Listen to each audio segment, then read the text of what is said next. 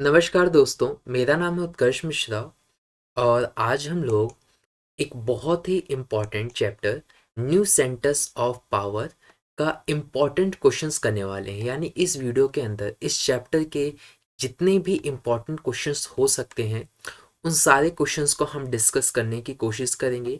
ये चैप्टर बहुत ही ज़्यादा इम्पॉर्टेंट हो जाएगा क्योंकि इस चैप्टर से आपके 8 मार्क का एग्ज़ाम में पूछा जाएगा। जो अभी रिसेंटली टर्म 2 का आपका एग्ज़ाम होने वाला है, तो इस चैप्टर से आपका 8 मार्क का पूछा जाएगा। तो इसको करने के बाद ना इस चैप्टर में जितने भी इंपॉर्टेंट क्वेश्चंस बन सकते हैं वो सारे इंपॉर्टेंट क्वेश्चंस को मैंने यहाँ पर डिस्कस किया है। तो चलिए हम शुरू करते हैं। तो सबसे पहले आपको इस बॉक्स में देखना है। ये बॉक्स आपको जानना बहुत ही ज़्यादा इम्पोर्टेंट हो जाता है। जैसे यहाँ पे लिखा है ईयू यानी यूरोपियन यूनियन को शॉर्ट फॉर्म में लिखा गया है यहाँ पे आसियान, सार्क और ब्रिक्स। ये कुछ ऐसे इंटरनेशनल ऑर्गेनाइजेशंस हैं जिनके बारे में आपको जानना बहुत ही ज़्यादा ज़रूरी है कि यूरोपियन यूनियन क्या है, आसियान क्या है, सार्क क्या है, ब्रिक्स क्या है। इन सब ऑर्गेनाइजेशंस जो हैं, इन ऑर्गेनाइजेशन के बारे में एग्ज़ाम में पूछा जाता है और ख़ासकर इस आसियान की चर्चा बहुत की जाती है। हालांकि सभी अपने आप में इम्पोर्टेंस रखते हैं, लेकिन आसियान का कहीं ना कहीं जैसे 3 में से फॉर एग्जांपल सबके 3 क्वेश्चन आएंगे तो इसके 4 क्वेश्चन आ जाएंगे। ऐसा ऐसा एग्जाम में पूछा जा सकता है। एक सेंस बता रहा हूँ कि इस हिसाब से इम्पोर्टेंट हो सकता है ये। तो शुरुआत करते हैं क्वेश्चन फर्स्ट से। What is Marshall plan?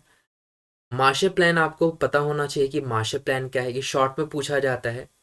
2 number में आ जाएगा आपका outline the formation process of European union. Again देखो, यूरोपियन यूनियन से रिलेट कर लिया कि जो यूरोपियन यूनियन है उसका फॉर्मेशन होने में क्या क्या उसका प्रोसेस था, उसके बारे में आपको डिटेल लिखनी है। अगला क्वेश्चन थर्ड है। थर्ड पूछा जा रहा है what makes the European Union a highly influential regional organisation, European Union flag, limitations of European Union. तो अभी क्या हो सकता है, इसमें ये पूछ रहा है कि जो यूरोपियन यूनियन है उसका इतना ज़्यादा इन्फ्लुएंस क्यों है, इसके बारे में आप कुछ बताओ। तो आप उसके मिलिट्री, इकोनॉमिक जो भी इन्फ्लुएंस है आप उसके बारे में बता सकते हो। लॉन्ग में पूछा जाता है। यूरोपियन यूनियन के फ्लैग के बारे में पूछा जा सकता है कि उसके अंदर जैसे 12 स्टार्स हैं, वो स्टार्स का क्या मतलब होता है, इसके बारे में पूछा जा सकता है। और लिमिटेशंस ऑफ यूरोपियन यूनियन यानी यूरोपियन यूनियन की क्या लिमिटेशंस है, ये भी एग्जाम में पूछा जा सकता है। और उसी में से पूछा जाता है व्हाट इज मास्ट्रिक्ट ट्रीटी, यानी जो ट्रीटी है यूरोपियन यूनियन, जो आप टॉपिक पढ़ते हो लास्ट में आपको ये मास्ट्रिक्ट ट्रीटी के बारे में आपको पढ़ने को मिलता है। बेसिकली एक ऐसी ट्रीटी थी जिसके अंदर क्या हो रहा था कि जैसे यूरोपियन, आप लोगों को पता है यूरोपियन यूनियन कई कंट्रीज से मिलकर बना है। और उसके अंदर कोई एक कंट्री नहीं है, बहुत सारी कंट्रीज मिलकर एक हुए हैं और उनका नाम यूरोपियन यूनियन पड़ा है। तो इसके अंदर वो लोग अपनी जो अलग अलग कंट्रीज़ हैं वो लोग अपनी एक नेशनल फ्लैग को कंसिडर कर रहे थे, अपने एक नेशनल करेंसी को कंसिडर कर रहे थे। और इवन ये भी हो रहा था कि क्योंकि हम सभी लोग एक हो रहे हैं, तो आप इन कंट्रीज़ में अगर मैं इस कंट्री से दूसरे कंट्री में जाऊंगा तो उसके लिए हमें कोई वीज़ा वगैरह की ज़रूरत नहीं पड़ेगी अगर वो यूरोपियन यूनियन का पार्ट है तो। अदरवाइज आपको वीज़ा लगेगा। जैसे मेरी कंट्री है, एग्जाम्पल के तौर पे लो, मेरी कंट्री और आपकी कंट्री दोनों ही यूरोपियन यूनियन का पार्ट है, तो आप वहाँ से आ सकते हो, मैं यहाँ से जा सकता हूँ, इसके लिए कोई वीज़ा की ज़रूरत नहीं पड़ेगी। तो ऐसी कुछ ट्रीटी थी, इसके बारे में जिक्र किया गया है, ये पूछा जा सकता है। मोस्ट इंपॉर्टेंट क्वेश्चन देखो, इस आशियान से क्या क्या पूछा जा सकता है। What is ASEAN? आशियान क्या है? आशियान के फाउंडर्स कौन है?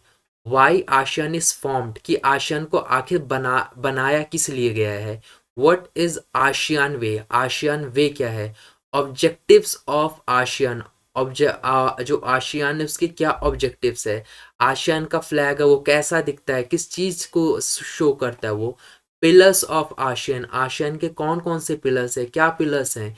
Indians policy towards ASEAN, India की कौन सी पॉलिसी है? आपने ईस्ट वाला पढ़ा होगा कि इंडिया की जो पॉलिसी है वो आशियान के खिलाफ क्या है, उसकी तरफ कैसे इंडिया आशियान है, आशियान को इंडिया किस नज़र से देखता है, उसका क्या पॉलिसी है। तो इस देखते हो आशियान से कितना ज़्यादा क्वेश्चन पूछा जाता है। मेनली इसमें हालांकि हर एक, देखो अगर आप आशियान को पढ़ लोगे ना तो आपको हर एक जो टॉपिक है वो इजीली समझ में आ जाएगा, कोई भी प्रॉब्लम नहीं होगा। इन सारे टॉपिक्स के ऊपर मैंने वीडियो वगैरह बना रखी है, तो आप उन वीडियोस को ज़रूर जाकर चेक कर लो। डिस्क्रिप्शन बॉक्स में आपको लिंक मिल जाएगा, तो वहाँ से जाके इन वीडियोस को देखिए, इन चैप्टर्स पे बनी वीडियोस को देखिए। आपको अगर टॉपिक नहीं पसंद तो आपको टॉपिक समझ में भी आ जाएगा।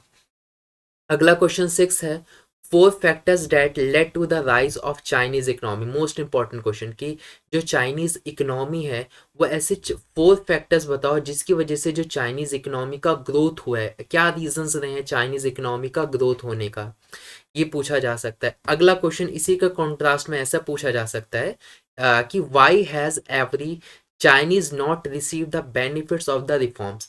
यानी चाइना के अंदर बेनिफिट्स तो हुए, रिफॉर्म्स किए गए, और रिफॉर्म्स करने से बेनिफिट्स तो बहुत लोगों को पहुंचा है, लेकिन कई सारे चाइनीज ऐसे हैं, कई सारे चाइना के अंदर ऐसे भी लोग हैं जिन तक बेनिफिट्स वो नहीं पहुंच पाया। ऐसे वो कौन से रीजंस थे जिनकी वजह से उन लोगों को वो बेनिफिट्स नहीं मिल पाए, तो ये एग्जाम में पूछा जा सकता है। अगला पूछा जाता है सार्क के बारे में, सार्क क्या है, कितने देश हैं इसके अंदर, इसका ऑब्जेक्टिव क्या है, इसको क्यों बनाया गया था, और इसकी लिमिटेशंस क्या है, क्या ऐसी रुकावटें हैं जो ऑब्जेक्टिव को, मतलब जो सार्क है उसको रोक रही हैं। ये आप इसको इस जरूर, इन सभी के ऊपर वीडियोस बनी हुई हैं, तो मैं रिक्वेस्ट करूंगा आप लोगों से, अगर आपको नहीं पता तो वीडियोस को जरूर देखिए।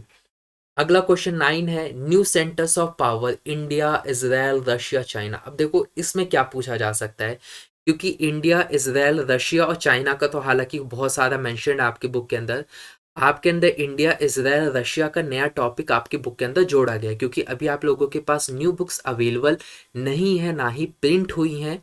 तो ऐसे में आपको जो फर्स्ट टाइम आपका वो निकला था ना, क्या कहते हैं सिलेबस, जहाँ पर सारे सारे सारे चैप्टर्स मेंशन किए थे, कि जहाँ टर्म 1 और 2 से पहले एक बार और सिलेबस निकला था, फिर बाद में टर्म 2 का सिलेबस निकला था। तो उससे पहले जो सिलेबस था उसमें इंडिया इजराइल रशिया के छोटे छोटे टॉपिक्स मेंशन हैं, तो उस पीडीएफ से भी आप ज़रूर जाकर चेक कर सकते हो, कि इंडिया के बारे में पढ़ सकते हो, इजराइल रशिया के बारे में और चाइना के बारे में पढ़ सकते हो। बेसिकली यहाँ पर ये बताएगा कि ये जो कंट्रीज़ हैं ये भी नए सेंटर्स ऑफ पावर है, क्योंकि हमने अभी तक इस बुक के अंदर हम ज़्यादातर हमने किसके बारे में पढ़ा था, हमने हमने यूएस के बारे में पढ़ा था, कि यूएस जो है अमेरिका किस तरीके से उसका डोमिनेंस बढ़ते जा रहा है। तो ये भी हो रहा है कि यूएस के साथ साथ कुछ ये कंट्रीज भी हैं जो आगे चल के अपना डोमिनेंस क्रिएट कर सकती हैं यूएस की तरह, और या फिर यूएस को टक्कर दे सकती हैं। तो इसमें इस चीज़ का जिक्र किया गया है। अगला आता है जो कि ब्रिक्स, नया टॉपिक है आपके बुक के अंदर। ब्रिक्स क्या है, उसके ऑब्जेक्टिव्स क्या है, इसके बारे में आप ज़रूर पढ़ लीजिएगा।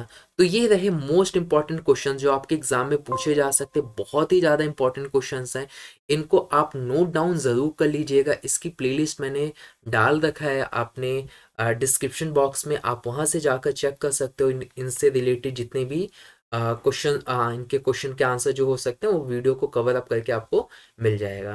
उम्मीद करता हूँ वीडियो आप लोगों को पसंद आई होगी। वीडियो पसंद आई है तो लाइक कमेंट और शेयर करना मत भूलिए, उसे ज़रूर करिए। मिलते हैं आप लोगों से नेक्स्ट वीडियो में, तब तक के लिए बाय बाय।